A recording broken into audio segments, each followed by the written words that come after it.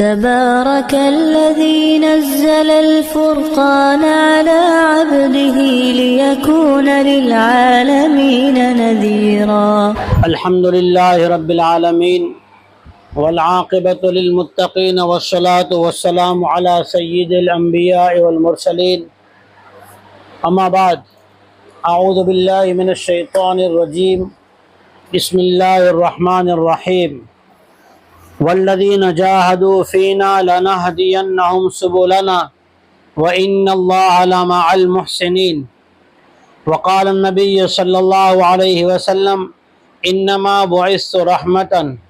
صدق الله العظيم وصدق رسوله الكريم.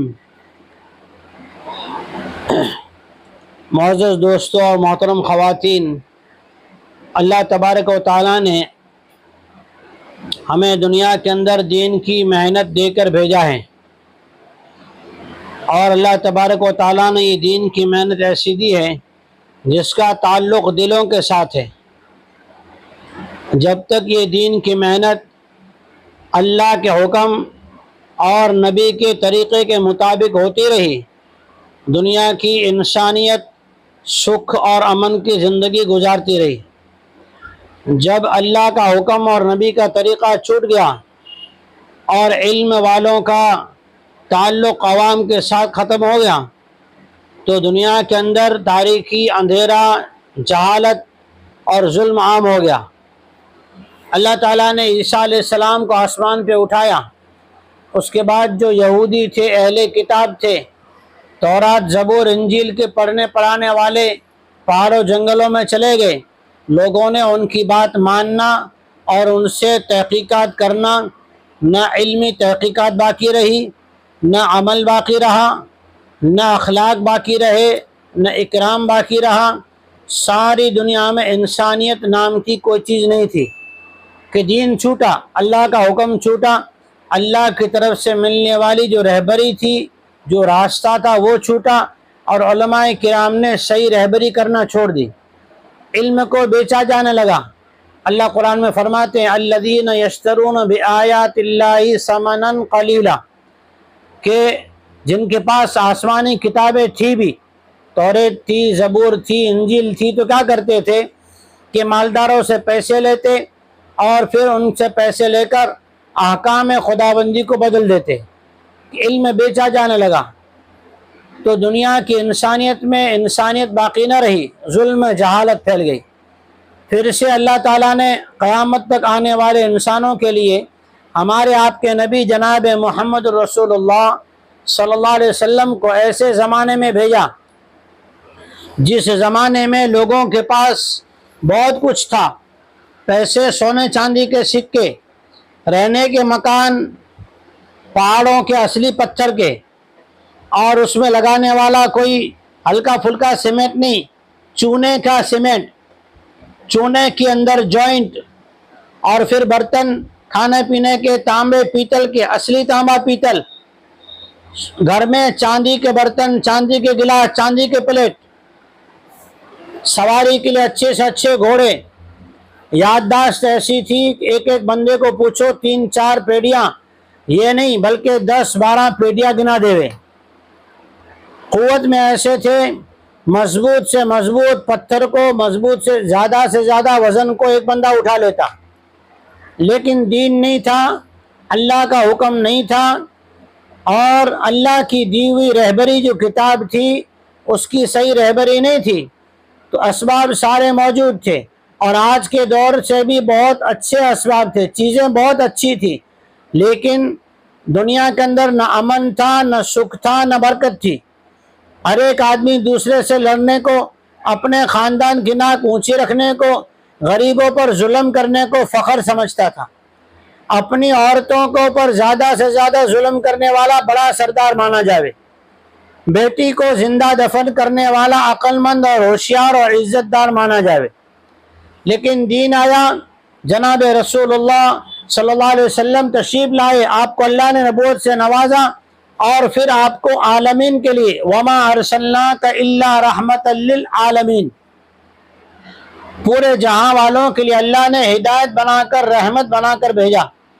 جب رحمت بنا کر بھیجا تو صحابہ کرام نے آپ علیہ الصلوۃ والسلام سے جب دین سیکھنا شروع کیا تو وہی صحابہ جن کی زندگی اگلی زندگی کچھ اور تھی، لیکن اسلام میں آنے کے بعد وہی بیٹیوں پہ شفقت کرنے والے، بیویوں پر رحمت کرنے والے، ماں باپ کے ساتھ اخلاق سے پیش آنے والے، پڑوسیوں کا پیٹ بھر کے خود بھوکے رہنے والے، اور آنے والے دشمن قیدیوں کا اکرام کر کے خود تکلیف برداشت کرنے والے بن گئے کہ دین آیا تو چیزیں نہیں تھی لیکن سکون آیا، دین آیا تو ان کے پاس عہدے نہیں تھے لیکن عزتیں آئی، دین آیا ان کے پاس پیسے نہیں تھے لیکن سخاوت پھر بھی تھی، دین آیا ان کے پاس بڑے بڑے بنگلے نہیں تھے لیکن پھر بھی ان کی زندگی کے اندر راحت آئی کہ آپس کے اخلاق آئے۔ خاندان تو مختلف مل کر مسلمان خاندان بنا تھا، مہاجر اور انصار اس کا نام تھا، لیکن ایک دوسرے کے لیے جان دینے والے، پیاسے رہنے والے، بھوکے رہنے والے بن گئے۔ ایسے انسان بنے کہ ان کی مثال اللہ نے قرآن میں دی۔ ایک مرتبہ اللہ کے نبی جناب محمد رسول اللہ صلی اللہ علیہ وسلم بیان دے رہے تھے، صحابہ کو نصیحت فرما رہے، ایک صحابی رضی اللہ تعالیٰ عنہ مجمع میں کھڑے تھے، کھڑے کھڑے آپ کی بات سن رہے تھے، تو آپ نے اس صحابی سے کہا کہ بیٹھ جاؤ، یہ بیٹھ جاؤ کہ حضور کی آواز باہر ایک صحابی عبداللہ بن مسعود رضی اللہ تعالیٰ عنہ راستے سے گزر کر اس مجلس میں آ رہے تھے، ابھی وہاں پہنچے جہاں لوگ جوتیاں اتارتے ہیں، لیکن حضور کی بات کان میں پڑی تو وہیں بیٹھ گئے۔ اطاعت آئی تو ایسی آئی کہ سعد بن ربیع رضی اللہ تعالیٰ عنہ آخری سانسیں لے رہے ہیں، جسم پر 70 سے 80 زخم ہیں، اور اللہ کے نبی صلی اللہ علیہ وسلم نے ایک صحابی کو خبر لینے بھیجا۔ جب ان کے پاس پہنچے حضور کا سلام پیش کیا اور پھر کہا کہ حضور نے یوں کہا ہے سعد سے یہ پوچھنا کہ تمہارا کیا حال ہے۔ سعد بن ربیع یہ وہ صحابی ہیں جنہوں نے مدینہ منورہ میں حضور کے پاس آ کر جب دین اسلام قبول کیا تو اپنے خاندان میں گئے، خاندان میں یہ پوچھا نہیں میری کیا ذمہ داری ہے، یہ نہیں پوچھا میں جا کے کون کون سے کام کروں، کیا کیا سکھاؤں، کیسے پڑھاؤں، وہ تو فکروں پر اللہ تعالیٰ کام کھولتے ہیں، جیسی فکر جیسی آدمی کی اللہ سے دعا ویسے اللہ تعالیٰ راستے کھولتے ہیں۔ حضرت سعد بن ربیع رضی اللہ تعالیٰ عنہ اپنے خاندان میں پہنچے اور ان سے جا کر کہا کہ تمہارے نزدیک تمہاری نظر میں میرا کیا مقام ہے؟ تو خاندان والوں نے ان کے بارے میں اچھی گواہی دی۔ تو پھر انہوں نے کہا کہ میں اللہ کے رسول آخری رسول سے مل کر آیا ہوں، وہ اللہ کا کلام ان پہ اتارا جاتا ہے، وہ اللہ کے احکام سناتے ہیں، اچھے اخلاق کی تعلیم دیتے ہیں کہ مسلمان وہ ہے جس کی زبان سے ایسا کوئی بول نہ نکلے جس سے کسی مسلمان کو تکلیف ہو، کہ مسلمان وہ ہے جس کی ہاتھ سے کسی کو تکلیف نہ ہو، ایسے اخلاق سکھاتے ہیں کہ جھوٹ بولنے سے، تہمت لگانے سے، کھوٹی کسی پہ بد ڈالنے سے، کسی پہ غلط بیانی کرنے سے، غلط بغیر تحقیقات کی باتیں کرنے سے، شراب پینے سے، چوری کرنے سے، بنا اجازت کسی کی چیز استعمال کرنے سے، سود کھانے سے، یتیموں کا مال کھا جانے سے، اس سے منع کرتے ہیں۔ یہ باتیں حضرت سعد نے اپنے خاندان کو سنائی اور پھر کہا کہ مجھے تب تک تم سے بات کرنا گوارا نہیں ہے، میں تم سے تب تک بات نہیں کروں گا جب تک تم اسلام قبول نہیں کرو گے۔ تو خاندان والوں نے اسلام قبول کر لیا۔ یہ سعد بن ربیع، حضور نے ان کو تلاش کرنے صحابی کو بھیجا میدان جنگ میں، آخری سانسیں لے رہے لیکن ان کا جواب کیا ہے؟ اس لیے کہ جان تو اللہ نے دی ہے، اللہ کے دین پہ لگا دینی ہے، مال اللہ کا ہے، اللہ کے دین پہ لگانا ہے، لگا چکے تھے، لیکن آخری تمنا کیا تھی؟ جب حضور کا سلام پہنچا تو صحابی سے کہتے ہیں کہ اللہ کے رسول صلی اللہ علیہ وسلم کو میرا سلام کہنا، اور کہنا کہ سعد، اور پھر سعد رضی اللہ تعالیٰ عنہ نے صحابی سے کہا کہ میں اس حال میں خوش ہوں اور میری بات صحابہ کو اور میرے خاندان کو پہنچا دینا کہ میری نگاہ میرے خاندان کی طرف ہے کہ اگر اللہ کے دین کا کوئی نقصان ہو گیا اور تم میں سے کوئی زندہ رہا تو اللہ کے وہاں اس کو جواب دینا پڑے گا۔ دنیا سے جا رہے ہیں لیکن اپنے خاندان کو دین کے زندہ رکھنے کی فکریں دے کر جا رہے ہیں، تو یہ دین کی ذمہ داری ہے۔ ذمہ داری پہ کیا ملے گا؟ اللہ کے نبی جناب رسول اللہ صلی اللہ علیہ وسلم 3 دعائیں کرتے تھے، یہ دعائیں ہم کو بھی یاد کرنی چاہیے اور دعا کرنی چاہیے۔ اس میں دنیا میں دین کی باقی رہنے کی دعا ہے، اور دنیا کے اندر جو زندگی گزر رہی ہے اس میں آسانی کی دعا ہے، اور آخرت کی کامیابی کی دعا ہے۔ حضور کیا دعا کرتے تھے؟ اللہم اصلح لی دینی التی ہوا عصمت امری، اے اللہ میرے دین کو، ایمان کو، یقین کو مضبوط بنا دے، کہ میرا مقصد یہی ہے کہ اللہ راضی ہو جائے۔ حضور دعا کر رہے ہیں، حضور کو ضرورت نہیں تھی لیکن امت کو سکھانا ہے کہ اپنے دین کی حفاظت کی دعا کرے، اس کی ذمہ داری کا احساس رکھے، ہر وقت اس کی فکر میں رہے کہ میرا مقصد یہی ہے، اے اللہ میرے دین کو درست کر دے، عقیدہ درست کرنا، نماز درست کرنا، پھر نماز کے اندر پڑھنے کی چیزیں درست کرنا، شادی بیاہ موت میت منگنی کہ جب موقع آئے تب اللہ یاد رہے، اس کا نام دین ہے۔ نماز 5 وقت پڑھنا آسان ہے، تہجد پڑھ لینا آسان ہے، تلاوت پابندی سے کر لینا محترم خواتین آسان ہے، لیکن زبان کو بدگوئی سے بچانا یہ تقوی ہے۔ دیکھو ڈاکٹر جو ہے دوائی دیتا ہے، آدمی 3 دن میں ٹھیک ہو جاتا ہے، لیکن ٹھیک ہونے کے لیے ڈاکٹر کی طرف سے ایک شرط ہوتی ہے، وہ شرط بھاری ہوتی ہے۔ آدمی کی عادت ہے روزانہ کھانا کھا کے 2 گلاس چائے پینے کی، کھانا کھا کے 2 گلاس چھاچھ پینے کی، رات کو عشاء کے بعد ایک آئس کریم کھانے کی۔ اب ڈاکٹر نے تو دوائی دی ہے، 1 گولی صبح کھانے سے پہلے، 1 گولی کھانے کے بعد، دوپہر میں کھانے سے پہلے، کھانے کے بعد، شام میں چھوٹی چھوٹی گولی ہے، لیکن 3 دن میں آدمی کے جسم سے بخار کو اللہ کے حکم سے ختم کر دیتی۔ لیکن ایک آدمی دوائی بھی کھا رہا ہے اور گھاٹی گھاٹی چھاچھ بھی پی رہا ہے، بتاؤ بخار چھوڑے گا؟ کل تک جو بخار 3 دن کی دوائی سے ختم ہو سکتا تھا، اب یہ بخار اس کو بوٹل چلا کے ختم ہونے کے لیے ڈاکٹر کہے گا۔ اور اگر بوٹل چلانے کے ساتھ ساتھ پھر سے یہ آئس کریم اور دودھ کولڈ ڈرنک اگر کھائے گا تو پھر ڈاکٹر کہے گا اب تو گھر پہ رہنے کا نہیں، میرے دوا خانے میں ہاسپٹل میں ایڈمٹ ہو جاؤ، بیڈ ریسٹ کرو۔ اب وہاں بیڈ پہ سونا پڑے گا۔ حضور نے دعا مانگی، اے اللہ میرے دین کو درست کر دے، یہ میرا مقصد ہے کہ اللہ راضی ہو جائے گا دین پر، کہ اطاعت اور اتباع۔ صحابہ میں اطاعت بھی تھی، اتباع بھی تھی۔ اطاعت ایسی تھی، صلح حدیبیہ میں جب صحابہ کرام کا جذبہ بہت بڑھ گیا، ہم تو عمرہ کریں گے یا ان سے لڑیں گے، جذبہ ہے، ایک شوق ہے، مکہ چھوڑے ہوئے زمانہ ہو گیا، اس بیت اللہ کو دیکھیں، اپنے گھروں کو دیکھیں، اللہ کے گھر کا طواف کریں، کیا ارمان ہوں گے۔ جس مکہ سے دھکے دے کے نکالے گئے تھے، جس مکہ سے خاندانوں نے باہر کر کے بائیکاٹ کر دیا تھا، جہاں شیب ابی طالب میں 3 سال قید ہوئے تھے، بھلا اس گھر کو جا رہے ہوں اور قریب پہنچ جائیں، بالکل قریب پہنچ گئے، حرم کے پاس پہنچ گئے، اور پھر واپس کرنے کو کہہ دے گئے، دل پہ کیا گزرتی ہوگی۔ صحابہ کے جذبے تھے، اندر میں ایک شوق اور ولولہ تھا جس کی وجہ سے پیچھے نہیں ہٹ رہے تھے۔ لیکن محترم خواتین، اطاعت اور اتباع کتنی بڑی چیز ہے، آدمی کے ایمان کو مضبوط کرتی ہے۔ ام سلمہ رضی اللہ تعالیٰ عنہ سفر میں ساتھ میں، حضور سفر میں مشورے سے ایک آدھ بیوی کو ساتھ لیتے تھے، کبھی 2 بیویوں کو ساتھ لیتے تھے، سفر کی حضور کی یہ سنت بھی ہے۔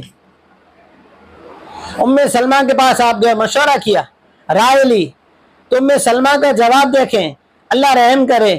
آج ہماری خواتین کو اگر بیٹے سے غلطی ہو جائے، بیٹی سے کچھ بھول چک ہو جائے، اور اگر شوہر بیوی سے رائے لے تو کیا کہتے ہیں، مکے داد نتی دے انائن جو وارو کٹے والا۔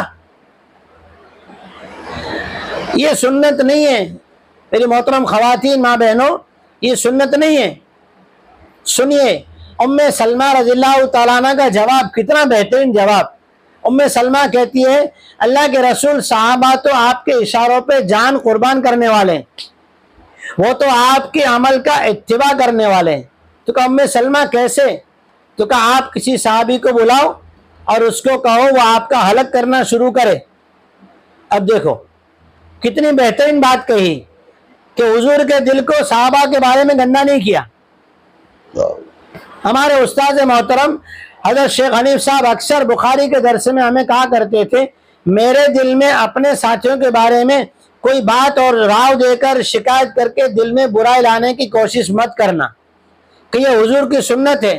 عورتوں کو بچوں کو یہ سنت سکھائی گئی کہ گھر کے بڑے کو گھر کی برائیاں نہ سنائیں, گھر کی اچھائیاں سنائیں, اور اگر گھر میں کوئی چیز ہو تو اس کو حکمت کے ساتھ اور ترتیب سے اور اچھے طریقے سے بتائیں جس سے اصلاح ہو جائے. یہ نہ ہو جائے کہ گھر کے اندر جو ہے اس کی واٹ نکل جائے. ام سلمہ نے کہا صحابہ تو آپ کا اتباع کرنے کے لیے جان قربان کرتے ہیں. حضور نبی کریم صلی اللہ علیہ وسلم باہر تشریف لائے, ایک صحابی کو بلایا, اللہ اکبر کیا اتباع ہے کہ دین کے کام میں سکھایا جاتا ہے. قل اطیعوا اللہ والرسول ومن اتبع ہدائے, اللہ فرماتے ہیں جو اللہ رسول کی بات مانے اور اس پر عمل کرے. اطاعت دل سے ہوتی ہے, اتباع عمل سے ہوتی ہے. اطاعت کرے اور اتباع کرے تو اس کے لیے کامیابی ہے. جیسی حضور نبی کریم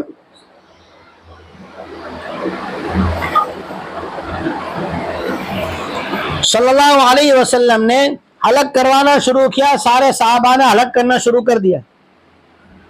کہ سعد بن ربیع رضی اللہ تعالیٰ عنہ کہہ رہے ہیں کہ میری تمام ساتھیوں کو یہ وصیت ہے کہ اگر تم میں سے کوئی زندہ رہا اور اللہ کا دین دنیا میں مٹ گیا یا اللہ کے دین کا کوئی حکم مٹ گیا تو تمہیں اللہ پوچھے گا. تو یہ حضور کی دعا ہے, اللہم اصلح دینی التی ہوا عصمت امری واصلح لی دنیا التی فیہا معاشی. اے اللہ میری دنیا کے گزارے کو آسان کر دے, میری دنیا کے گزارے کو آسان کر دے. اس میں ساری دعا آ گئی, حلال روزی کی ایسی برکت جس سے ہمارے اعمال میں کوتاہی نہ ہو, کہ گھر کے روزی روٹی کا انتظام ہو, کہ اولاد عمل کرتی ہے ماں باپ کے عمل کرنے پر, کہ گھر کے اندر رزق آ رہا ہے لیکن رزق کو کس طریقے پر کھانا ہے, کھانے کا طریقہ نبی والا طریقہ ہو. بچہ بائیں ہاتھ سے بچپن میں آتا ہے.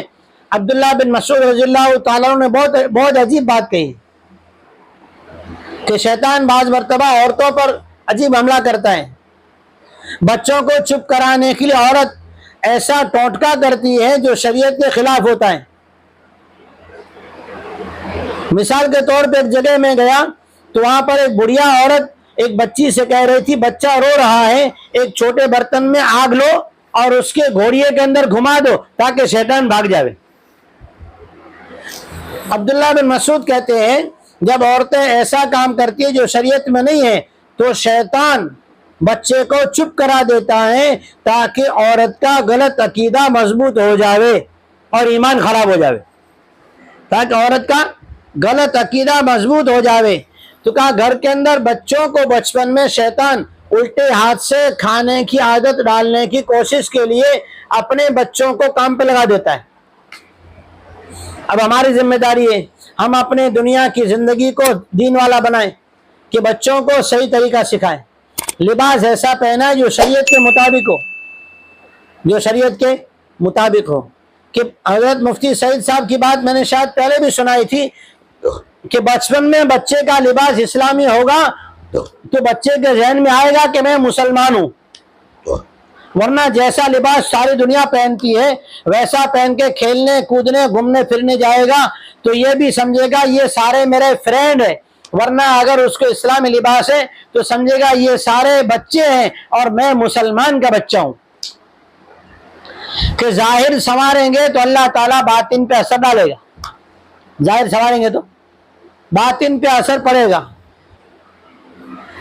اس لیے حضور دعا کرتے تھے، اے اللہ میری دنیا کے گزارے کو بہترین بنا دے کہ یہاں سے میرا گزرنا آسان ہو۔ دنیا گزر گئے، دنیا کی زندگی چل رہی ہے، آدمی ٹرین میں سوار ہوتا ہے، یہاں سے جانے والی ہو دلی نظام الدین، لیکن ہماری ٹکٹ جہاں کی ہے منزل وہاں پہ اتر جاتے ہیں۔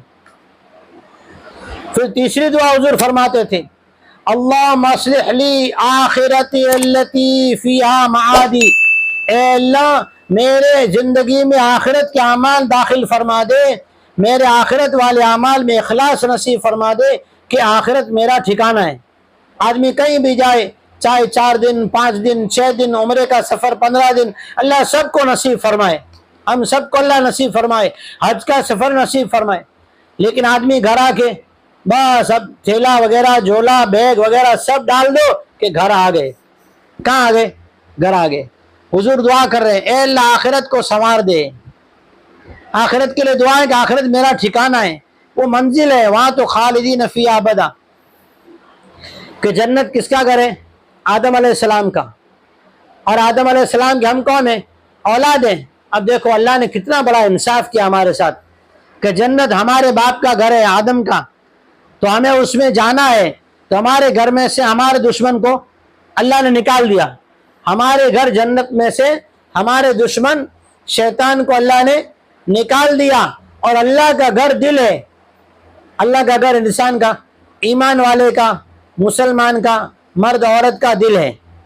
اللہ کا گھر مسلمان کا، مومن کا، مرد عورت کا دل ہے۔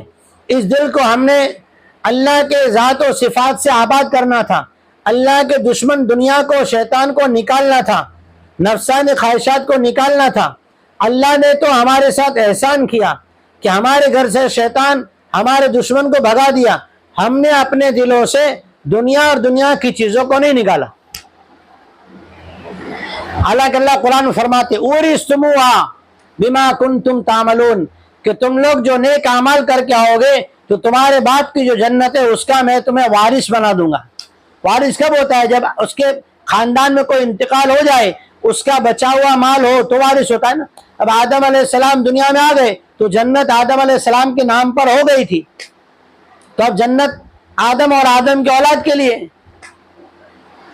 تو ہمیں چاہیے ہم جو ہے اپنے دین کو بنائیں۔ دین بنتا ہے 2 چیزوں سے، اطاعت اور اتباع، اور اطاعت اور اتباع وہ قبول ہے جو اخلاص کے ساتھ ہو، دکھانے کے لیے نہ ہو۔ اور اتباع اور سنت طریقہ جو ہے یہ راستے، اللہ فرماتے ہیں والذین جاہدوا فینا، جو بھی دنیا کے اندر اللہ کو راضی کرنے کے لیے، مجاہدہ کہتے ہیں نفس کے خلاف، والذین جاہدوا یعنی جو بھی نفس کے خلاف باتیں چھوڑے گا، رب چاہی زندگی بنائے گا، اللہ تعالیٰ اس کے سینے کو، اس کے دل کو علم دین سیکھنے کے لیے اور اس کے بدن کو نیک اعمال کرنے کے لیے مدد فرمائیں گے۔ لَنَهْدِيَنَّهُمْ سُبُلَنَا کے معنی دل میں دین سیکھنے کا شوق، عمل کرنے کا شوق، اور بدن میں عمل کرنے کی قوت، دونوں چیزیں اللہ عطا فرمائیں گے۔ یہ ہے لَنَهْدِيَنَّهُمْ، ہم اس کو اپنے راستوں پہ چلا دیں گے۔ ایک راستہ نہیں، سبولنا، دین کے جتنے شعبے ہیں، اخلاقیات کے ہوں، معاملات کے ہوں، معاشرت کے ہوں، اپنے ذاتی مسائل ہوں، کاروبار کے ہوں، لین دین کے ہوں، سارے مسائل، عبادات کے ہوں، ایمانیات کے ہوں، اللہ سارے مسائل سیکھنا اور عمل کرنا دونوں آسان کرے گا۔ اسی لیے اللہ کے راستے میں نکال کر اطاعت اور اتباع، اخلاص و للہیت اور نبی کریم صلی اللہ علیہ وسلم کے سنت طریقے سکھائے جاتے ہیں۔ کہ صحابہ میں اطاعت آ گئی تو اللہ نے صحابہ کو چمکا دیا، اور ان کے پاس چیزیں نہیں تھی لیکن بادشاہت مخلوق پر تھی، کہ جنات ان کے تابع، جنگل کے جانور تابع، زمین تابع، سمندر تابع، ساری مخلوقات ان کے تابع، یہاں تک کہ اگر وہ سو بھی جاتے تو شیطان آ کر اٹھا رہا ہے۔ کیسے کیسے واقعات ہیں کہ صحابہ نے اطاعت اور اتباع کی اور اللہ کو راضی کرنے کی نیت سے کی۔ کیوں کی؟ اس لیے کہ ان کے مجلسوں میں، ان کے گھروں میں، ان کے خیموں میں، ان کے سفر میں ایک ہی تذکرہ تھا کہ دنیا کی زندگی فانی ہے، آخرت میں اللہ کے وہاں جانا ہے، وہ زندگی باقی ہے۔ والآخرۃ خیر لمن اتقی، آخرت کی زندگی تقوی والوں کے لیے، پرہیزگاروں کے لیے۔ بل تؤثرون الحیات الدنیا، اے دنیا کے انسانوں، آخرت کی زندگی کو تم اس کے کام کاج کو پہلے کرتے ہو، اعمال کو بعد میں کرتے ہو۔ اللہ فرماتے آخرت کی فکر جس سے لگ جائے گی اللہ تعالیٰ اس کے لیے دنیا کی زندگی بھی آسان کر دے گا، آخرت کا ٹھکانہ بھی بہتر بنا دے گا۔ اسی کے لیے محنت کرائی جاتی ہے، اللہ کے راستے میں نکالا جاتا ہے، گھر گھر میں تعلیم کرائی جاتی ہے، تاکہ ہماری زندگی میں دین صحیح ہو جائے، ہماری زندگی اتباع سنت پر آ جائے، اور اتباع سنت بھی اللہ کو راضی کرنے کے لیے ہو، کسی پر احسان جتانے کے لیے نہیں۔ محترم خواتین، کبھی ایسا ہوتا ہے نئی نئی ماں بہن آئی، بیچاری اس نے آ کے دین کی دو باتیں ابھی سنی نہیں، سیکھی نہیں، اور ایک دو مرتبہ 3 دن لگائے، اور بیچاری جو ہے آ کر تعلیم میں جڑی، اب وہ حلقے میں بیٹھی، اللہ نہ کرے اس سے کوئی بھول ہو گئی تو ہماری زبان سے اللہ کے واسطے، اللہ کے واسطے، اللہ کے واسطے یہ لفظ نہیں نکالنا چاہیے۔ شیطان ایسے لفظ نکلواتا ہے 3 دن کتنی بار لگائے پھر بھی تجھے کچھ نہیں آتا، کہ وہ آئندہ کبھی نہیں آئے گی۔ اور کل کو قیامت میں یہ لفظ بولنے والوں سے پھر سوال ہوگا کہ اسے دین سے محروم کر دیا، اس کا جواب دو۔ بیچاری اللہ کے نبی صلی اللہ علیہ وسلم کے پاس کیسے کیسے صحابی آئے، کچھ نہیں آ رہا ہے پھر بھی حضور کیا کہہ رہے ہیں، ماشاءاللہ دیکھو نا سنت طریقہ یہ ہے کہ ہمیں تو سکھانا ہے، ہمیں تو غلطی بتانا نہیں ہے، اب خود صحیح پڑھیں گے سامنے والی غلطی صحیح کر لے گی۔ اس لیے کبھی ہماری زبان سے، ہمارے حلقے میں، ہماری تعلیم میں، ہمارے سیکھنے سکھانے میں زبان سے ایسا لفظ نہ نکلے جس کی وجہ سے کوئی ماں بہن جو نئی نویلی بیچاری کام میں لگی ہو، ایک آدھ مرتبہ 3 دن لگائے ہو، ایک آدھ مرتبہ جماعت کو قیام دیا ہو، بیچاری کے شوق جذبے بنے ہوں، اور وہ شوق جذبے میں ایک آدھ بات سنا دے اور اس کی وجہ سے ہماری زبان سے ایسا لفظ نکلے جس کی وجہ سے وہ ہمیشہ کے لیے محروم ہو جائے، تو یہ ہمارے لیے آخرت میں سوال کا سبب بن جائے گی۔ اس لیے ہم جو ہے دین سیکھنے کی نیت کریں، ہم سیکھ رہے ہیں، ہمیں اللہ نے توفیق دی، ہم سکھا رہے ہیں، اللہ کا احسان ہے، اللہ ہم سے کام لے رہا ہے۔ اگر اللہ ہم سے کام لینے کا ارادہ نہ کرے تو ہم سے زیادہ صلاحیت والیاں بہت ساری بیٹھی ہیں، اللہ کا شکر ادا کریں گے اور سیکھنے سکھانے کے عمل پر اللہ کی نعمت کا شکر کریں گے، اللہ تعالیٰ سکھانے کے راستے بہت سارے آسان کرے گا۔ اس لیے ہم جو ہے دعا کے بعد حلقے بنا کے تشکیل کریں، اور جو کچھ باتیں اللہ نے کہلوائی ان باتوں کو اپنے اندر بعد میں بیٹھ کر تنہائی میں غور و فکر کریں کہ اللہ کے کلام کی باتیں ہیں، نبی کی باتیں ہیں، اللہ والوں کی باتیں ہیں، ان باتوں میں غور و فکر کریں گے اور اخلاص کے ساتھ نیت کریں گے، اللہ تعالیٰ انشاءاللہ ہمارے لیے دین پہ جمنا، دنیا اور آخرت اور ہماری زندگی تینوں معاملات میں آسانی پیدا کرے گا۔ جو دعا بتلائے وہ دعا یاد کرنے کی کوشش کریں اور اس دعا کو بعد میں یاد بھی کر لیں۔ اللہ جل شانہ بیٹھنا، بولنا، سننا قبول فرمائے، کمی کوتاہی معاف فرمائے۔ دعا کے بعد ہلکے بنا لیں۔ بسم اللہ الرحمن الرحیم، اللہم لا احصی ثناء علیک انت کما اثنیت علی نفسک، اللہم لک الحمد کما تقول خیر مما نقول۔ اے ارحم الراحمین، ہم سب کے گناہوں کو معاف فرما، بے شک تیرا کرم احسان ہے، تو نے اپنے فضل و کرم سے اللہ تیری دین کی باتیں سننے کہنے کے لیے جمع فرمایا۔ اے اللہ تو نے جو توفیق دی ہے تو بے شک تو قبول بھی کرے گا۔ اے اللہ ہم میں ہر ایک کی جائز تمنا پوری فرما، آج تک ہونے والی کمی کوتاہی کو معاف فرما، ہر ایک خواتین کو، ہر ایک مسلم ماں بہن کو اے اللہ دین کا سیکھنا سکھانا اخلاص کے ساتھ نصیب فرما۔ اے اللہ جنہیں سیکھنے میں پریشانی ہو رہی ہے ان کی پریشانی دور فرما کر ذہنی اور حافظی کی قوت عطا فرما، اولادوں کو فرما بردار بنا، بیماروں کو شفا عطا فرما، گھروں میں سے شیطانی اثرات کو، جنات کے اثرات کو ختم فرما۔ اے اللہ غلط تعویذات کرنے والے باپوؤں سے، جنات نکالنے کے بہانوں سے اے اللہ پریشان کرنے والے باپوؤں سے حفاظت فرما۔ اے اللہ ہر گھر کے اندر نیک اعمال کرنے کی اے اللہ تمام مرد عورتوں کو توفیق عطا فرما، میاں بیوی کو ایک دوسرے کا ادب احترام نصیب فرما۔ اے اللہ بہن بیٹیوں کو اپنی ماؤں کا احترام نصیب فرما، ماؤں کو اپنی بیٹیوں کی بیٹوں کی قدردانی اور اکرام نصیب فرما، احترام نصیب فرما۔ اے اللہ اپنے بچوں کو سنتی لباس اور سنتی طریقوں میں ڈالنے کی توفیق عطا فرما۔ اے اللہ ہر گھر میں سے اے اللہ تیرے کلام کی تلاوت کی آواز آئے ایسی توفیق عطا فرما۔